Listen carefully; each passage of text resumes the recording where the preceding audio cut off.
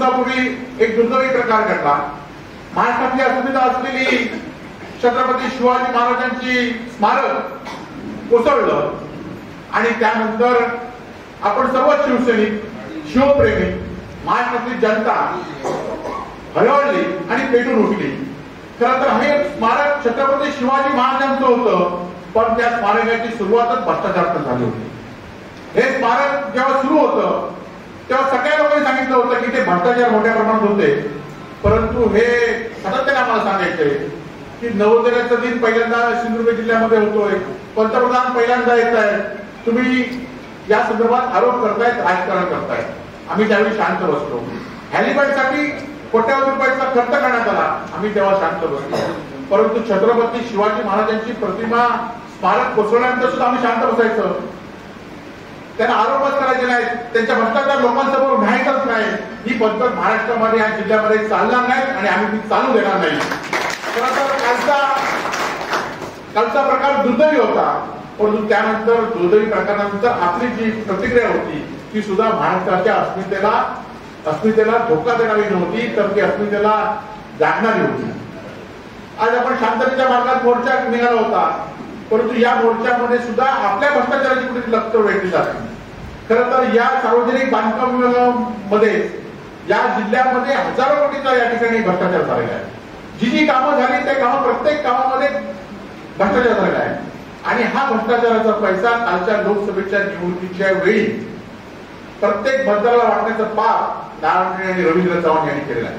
खरं तर तुम्ही खासदार झाला असाल, परंतु तुम्ही भ्रष्टाचारात खासदार झाला. आज खासदारांची प्रतिमा तुम्ही कालच्या प्रकारानंतर धुळीच मिळवली आहे. खरं तर तुम्ही जी दादागिरी म्हणताय, घरात घुसून मारताय म्हणताय, तुम्ही आदित्यजींना अडवलंय म्हणताय, परंतु ही दादागिरी 10 वर्षापूर्वी 15 वर्षापूर्वी खासदार संजय राऊतांच्या नेतृत्वाखाली मोडून काढली. हे तुम्ही विसरू नका. आज दुर्दैवाने तुम्ही एखादी निवडणूक जिंकली असाल, परंतु आमची हिंमत तुम्ही जिंकली हरली नाही. आम्ही हिंमत येणाऱ्या लोकसभा विधानसभा निवडणुकीमध्ये आम्ही महाराष्ट्र दाखवून देऊ की हिंमत त्या ठिकाणी काय. तर आज छत्रपती शिवाजी महाराजांच्या प्रतिमेच्या विध्वंसानंतर ज्या प्रकारे मालवणच्या जनतेने, मालवण तालुक्याच्या जनतेने किंवा सिंधुदुर्ग जिल्ह्यातल्या जनतेने ज्या प्रकारे बंद दाखवला, ज्या प्रकारे प्रतिक्रिया दाखवल्या, त्या प्रतिक्रियेमुळेच काही लोक आपल्या भूमिका दाखवतात. आता खरं तर काही प्रकरणामध्ये माझं नाव जोडलं जातात. खरं तर या विधानसभाचा प्रतिनिधी लोकप्रतिनिधी मी आहे. खरं तर प्रत्येक प्रसंगाला, छोट्या मोठ्या प्रसंगाला या ठिकाणी मी ताबडतोब हजर असतो, हे आपल्या सर्वांना माहिती आहे. खरं तर छत्रपती शिवाजी महाराजांची प्रतिमा नसल्यानंतर त्या ठिकाणी पहिला मी गेलो. ही खरं तर मी त्या ठिकाणी या लोकप्रतिनिधी असल्यामुळे, माझं अस्तित्व, माझं नातं, माझं हृदय या जिल्ह्यामध्ये, या मालवणमध्ये असल्यामुळे मी कुठे मुंबईत राहत नाही, तर मी या जिल्ह्यामध्येच राहतो आणि त्यामुळे सुख दुःखाविषयी मी त्याच वेळी त्या ठिकाणी उपस्थित असतो. आणि मी कालच्या प्रतिमेच्या दिवसात आम्ही सगळेच सहकारी आम्ही ताबडतोब त्या ठिकाणी गेलो. त्यामध्ये सुद्धा तुमचं राजकारण, खरं तर तुमची जे भ्रष्टाचार केलेला आहे हे आता लोकांना कळलेला आहे आणि तोच भ्रष्टाचार तुम्हाला येणाऱ्या विधानसभेच्या निवडणुकीमध्ये काढून दाखवायचं राहणार नाही. खरं तर आज आपण राजकारण कुठल्याही गोष्टीचं करत नाही, परंतु शिवसैनिकांनी सुद्धा आता या पुढच्या काळामध्ये आपल्याला पेटून काम केलं पाहिजे. आपल्याला लोकांपर्यंत गेलं पाहिजे. या भाजपच्या भ्रष्टाचाराचा कोणती आपल्या लोकांपर्यंत केली पाहिजे. आपल्या शिवसेनेची संघटनेची ताकद आपल्याला वाढवली पाहिजे. आज आपण शिवसेनेचा मेळावा या ठिकाणी घेतोय, तर शिवसेना प्रमुख बाळासाहेब ठाकरेंना काय विरोध होतं, ज्या ज्या ठिकाणी अन्याय होईल त्या त्या ठिकाणी माझा शिवसैनिक प्रथम गेला असेल. ज्या ज्या ठिकाणी महिलांवर खरं तर माझ्या सहकारी शिल्पा खोट असतील, आमच्या गौरी मयेकर असतील, ज्यांनी आमच्या तोरणकर ताई असतील, आमच्या शिंदे मॅडम असतील, या सगळ्यांनी झुंज जी दिली आहे. खरं तर तुम्ही महिलेला हात घालताय, छत्रपती शिवाजी महाराजांच्या स्मारकामध्ये तुम्ही महिलेला हात घालताय, त्या ठिकाणी तुम्ही घोषणा देताय. आज खरं तर या विभागाचे खासदार असेल, त्यांचे सुपुत्र असतील, अशा भाषेत या ठिकाणी पोलिसांना बोलताय. खरं तर ही भाषा, हे कार्य, हे गृहपद दुर्बळ करण्याचा प्रयत्न या ठिकाणी करत आहे.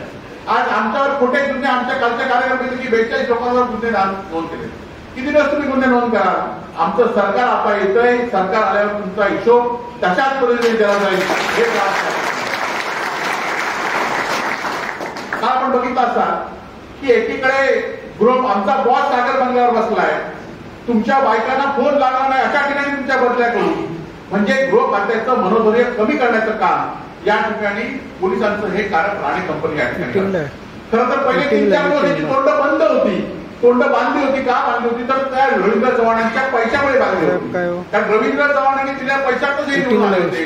परंतु काय मात्र त्यांना कोणता तरी आदेश आला असेल, कुठल्या तरी बंगल्यावरच्या बॉसचा आदेश आला असेल की आदित्यना अडवा, त्या शिवसैनिकांना फेकून घाला, ह्यांचा विरोध कमी करा. परंतु राऊत साहेब आमचे शिवसैनिक सुद्धा त्याच तडफेने लढले.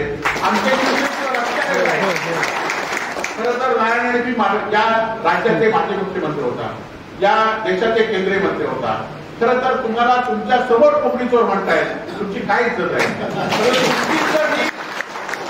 ज्या लोकसभेचे तुम्ही लोकप्रतिनिधी आहात, खरं तर त्याप्रमाणे तरी तुम्ही या ठिकाणी तुमची इज्जत ठेवा. आज तुम्ही जेव्हा दुसऱ्याला हात दाखवाल, दुसऱ्याला कमी लेखाल, दुसऱ्याला जेव्हा बोलाल, तेव्हा तेच हात आम्ही सुद्धा या ठिकाणी बोलू शकतो. आम्ही तुम्ही ज्या पद्धतीने रस्त्यावर येत आहे, खरं तर आम्ही सुद्धा रस्त्यावरतीच कार्य करतो. आमच्या आगे नाही, पिछे नाही. आमच्याकडे काही केंद्राचे बॉडीगार्ड नाहीत किंवा राज्याचे बॉडीगार्ड नाहीत. आम्ही आहोत ते असे आहोत. आणि निश्चितपणे शिवसेना प्रमुखांना जे अपेक्षित असेल ते काम राऊत साहेब आम्ही तुमच्या मार्गदर्शनाखाली, विरोधींच्या मार्गदर्शनाखाली आणि तुमच्या मार्गदर्शनाखाली, विनायक बाबांच्या मार्गदर्शनाखाली निश्चित करू. आज तुमचा फक्त आम्हाला विश्वास पाहिजे, तुमची साथ पाहिजे, तुमचं मार्गदर्शन पाहिजे. मला आठवतं की लोक खरं तर राऊत साहेबांच्या नेतृत्वाखाली मला एकदा राऊत साहेबांचा फोन आला की तुम्हाला उद्धवजींशी बोलायचं आहे म्हणून. मी बोललो. उद्धवजी मला सांगितलं की तुम्हाला शिवसेना द्यायचं आहे. ताबडतोब त्याच दिवशी राऊत साहेबांना भेटलो आणि शिवसेनेमध्ये आलो. आम्ही कुठली अपेक्षा ठेवली नाही. आम्हाला माहित होतं की संघर्ष होतच राहणार. एका लोकसभा निवडणुकीत माझं आणि राऊत साहेबांना एका फुल गटल्यामध्ये सुद्धा घेण्यात आलं. परंतु आम्ही कधी डगमगलो नाही. काय डगमगलो नाही? तुमचा विश्वास, तुमच्या कार्यकर्त्यांच्या जीवावर आम्ही हा विश्वास त्या ठिकाणी कमवला. तुम्ही आमच्या पाठीशी आहात, विद्यार्थी जनता पाठीशी आहे, माझे शिवसैनिक पाठीशी आहे, माझे सहकारी पाठीशी आहे. तोपर्यंत माझा आत्मविश्वास या ठिकाणी दुमणार नाही. माझ्यावर किती गुन्हे नोंद करा, किती माझ्यावर या ठिकाणी तुम्ही आरोप करा, आम्ही हलणार नाही. आम्ही छत्रपती शिवाजी महाराजांच्या जी प्रतिमा दिली आहे, छत्रपती महाराजांच्या आम्हाला शिकवण दिली आहे. आणि म्हणूनच सिंधुदुर्ग किल्ल्यावर आम्ही पहिल्यांदा शिवराज्याभिषेक मंदिराचं काम गेले अनेक वर्ष थांबलो होतो. ते आम्ही पहिल्यांदा या ठिकाणी केलं. मी आता या ठिकाणी पहिल्यांदा छत्रपतींना किल्ल्यावर सुशोभीकरण काम आम्ही केलं. परंतु ह्यांनी मात्र आपलं स्वतःचं नाव असलं पाहिजे, स्वतः काही वेगळं करत दाखवलं पाहिजे म्हणून हा राजकोट किल्ला या ठिकाणी सुशोभीकरण केलं. आज 8 महिने झाले. खरं तर 8 महिन्यामध्ये साहेब त्या ठिकाणी एक माणूस ठेवला नाही, लाईट त्या ठिकाणी नाही. कोण त्या ठिकाणी एखादी हे असतं की एखादी नगरपालिका असेल तर नगरपालिकेमुळे ते हस्तांतर केलं जातं, नगरपालिकेच्या स्मारकाचं या ठिकाणी देखभाल करतं. परंतु असं काही केलं नाही. फक्त त्यांना त्या ठिकाणी उद्घाटन महत्वाचं होतं, मोदींचं महत्व होतं. काल तर इथल्या खासदारांनी सांगितलं की मोदी आले तर आम्ही 10 कोटी सुद्धा खर्च करू शकतो. स्मारकांबद्दल बोला, तुम्ही भ्रष्टाचाराबद्दल तुम्हाला आता आम्ही लोकांसमोर आणल्याशिवाय राहणार नाही एवढंच या ठिकाणी सांगतो. आणि असेच शिवसैनिक साहेब आपल्या पाठीशी कुठलीही अपेक्षा न ठेवता, हे शिवसैनिक फक्त बाळासाहेबांच्या विचारावर आहेत आणि तोच विचार आम्ही पुढे या ठिकाणी ठेवूया. जय हिंद, जय महाराष्ट्र.